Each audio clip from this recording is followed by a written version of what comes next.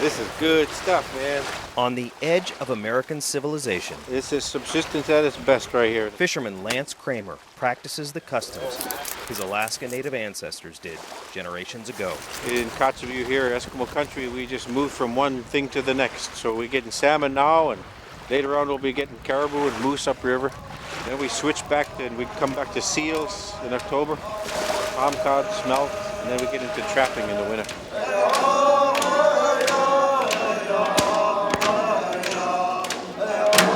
This ancient lifestyle has remained This is good stuff right there. in Kotzebue, I'm ready to have my caviar with crackers. And I'm gonna fillet it out.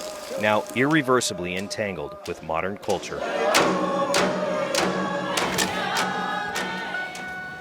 This is a fire hall here.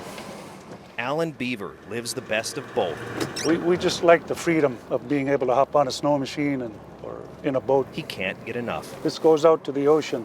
And on this evening, a quick drive to Cemetery Hill on the east side of town reveals a random reason why he stays here. It's just one of many.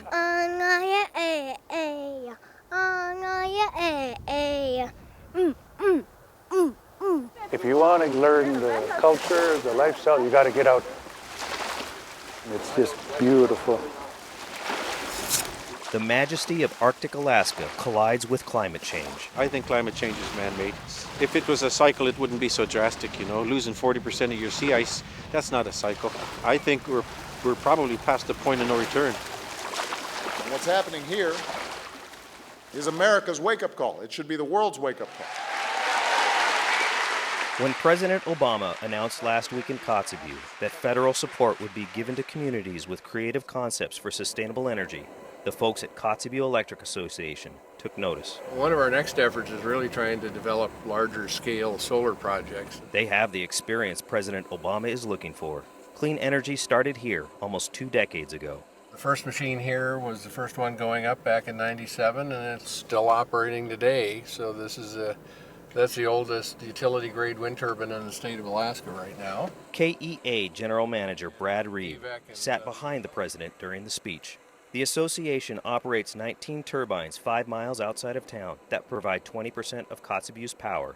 Diesel generators pick up the remaining 80%. Some of the funding opportunities that were mentioned by the president, we're hoping that some of that will bring new solutions, new players to the game so that we can develop products and integration tools so that we can get further amounts of renewables on people's systems in rural Alaska. They'll need these other options because the wind power potential here is maxed out.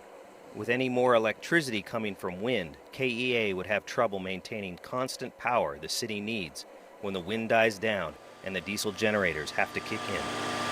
It's making 300-degree water. So they're experimenting with other renewables, like this unit that converts the heat from diesel exhaust into electricity. Yeah, about 50 homes. Enough, they hope, to supply 50 Kotzebue homes with power every year. We're looking to save about 40,000 gallons of diesel fuel a year, and that'll, just like our wind power, we're just using less and less diesel, which drives down our cost of power.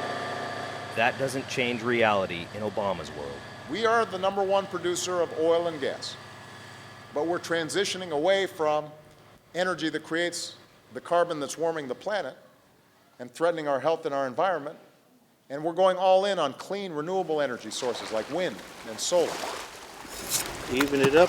Lance Kramer just hopes it isn't too late. With the lack of sea ice, you're basically losing the start of your food chain. He sees the president's recent approval for oil exploration in the Arctic as a contradiction. You're letting Shell drill offshore? It's gonna hurt all these animals, you know, these fish.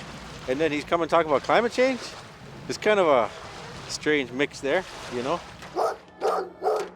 Kramer and others in the north will carry on as best they can Nothing you can do about the climate. and hope that this region's ability to produce clean energy will help preserve family traditions for generations to come. So this is something that really falls in with just more of the rural lifestyle. Let's use the clean energy resource that is available.